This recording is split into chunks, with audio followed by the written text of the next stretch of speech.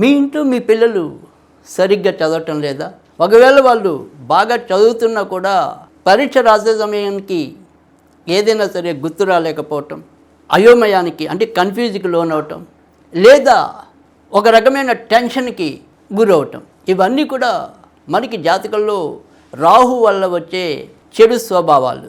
కనుక ఏదైనా సరే మీ విద్యార్థులు అంటే మీ చదువుతున్న పిల్లలు ఎవరైతే మీ ఇంట్లో ఉన్నారో ఆ చదివే పిల్లలు చక్కగా మంచి ఫలితాలతో ఉత్తీర్ణులు కావాలి అన్నా, వారు ఎంచుకున్న రంగంలో ప్రతిభ కౌశలాలని ప్రదర్శించాలన్నా ఖచ్చితంగా మనకి ఈ గోమేధికం, దీన్ని ఇంగ్లీష్లో ఎస్ఎన్ఐట్ అంటారు, ఇది ఉపయోగించడం వల్ల ఖచ్చితంగా విద్యారంగంలో ముందుకెళ్ళటం అనేది ఉంటుంది.